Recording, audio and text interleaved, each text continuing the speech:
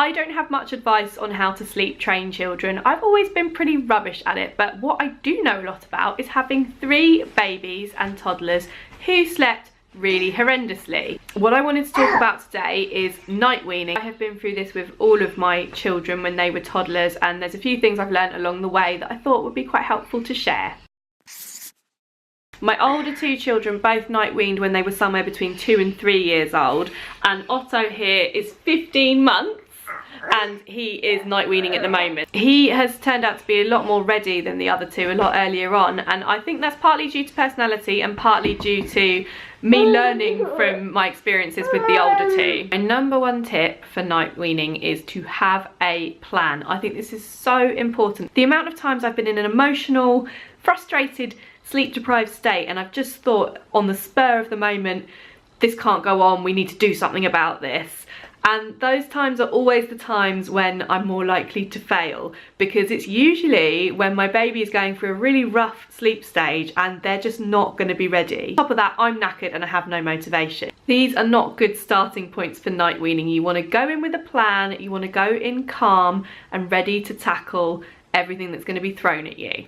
If you're doing this with someone else, if you've got a partner, a husband, whatever, make sure that they're in on the plan and that you both understand how it's going to work and you're both happy with what your roles are within the plan. We are night weaning Otto at the moment, and our plan currently is that Sam deals with any wake ups before midnight, because I tend to go to bed quite early and I'm useless at being woken up within the first hour of going to sleep. It's my job to deal with the next wake up after midnight, and then we work in a 45 minutes on, 45 minutes off shift pattern, mainly because 45 minutes feels like a really manageable amount of time. It's not enough to get too stressed, but it's not too long to start feeling too tired. If I haven't managed to get Otto to sleep within 45 minutes, I'll go and wake up Sam to let him know it's his turn to try. And we basically keep doing that until he is exhausted enough to fall asleep. Don't be afraid to admit if it's just not the right time. It's okay to start and then realise that it's just not the right time and your baby's perhaps not ready. All isn't lost, it's not a failure. I know it feels like that, but it really isn't, and it just means that you're going to try again later and your baby will get there one day. So my last point was that sometimes it's just not the right time,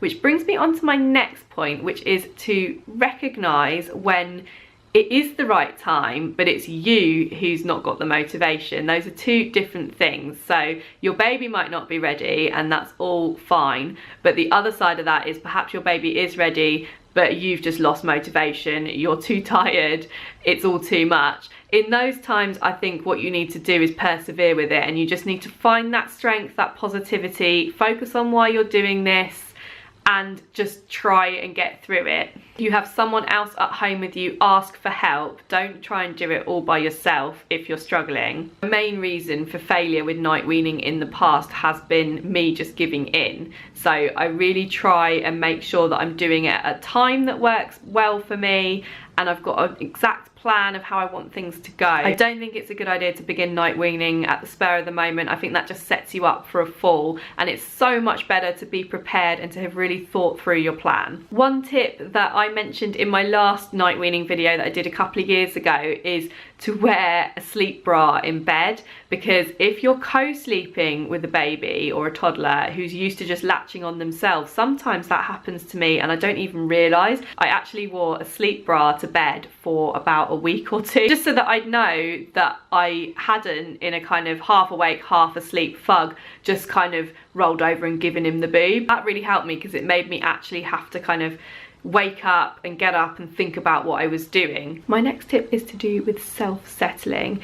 You are going to have a much easier time of it if your baby can self-settle already, or if they're on the way to self-settling. I think a large part of the reason we've been able to try night weaning so much earlier with Otto than we did with our older children is because he can self-settle very happily by himself in his cot. My second child was my co-sleeping baby, and when it got to the point where he'd come off my boob, roll away and fall asleep, that's when I knew he was kind of on the way to self-settling. He'd started learning to manage his own boob intake, and I knew we could take it from there and help him to settle by himself.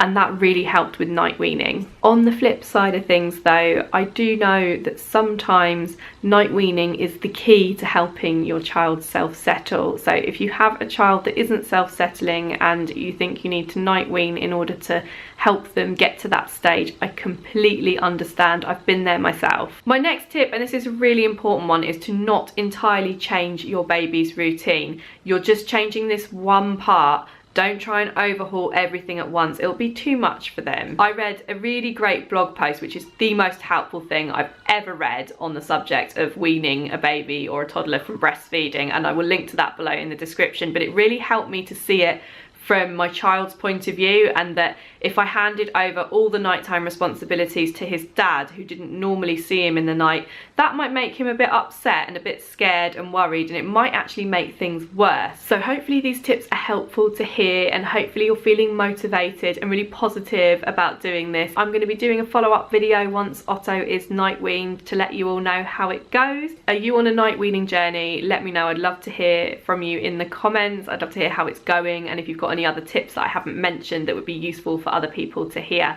Thank you for watching. Bye.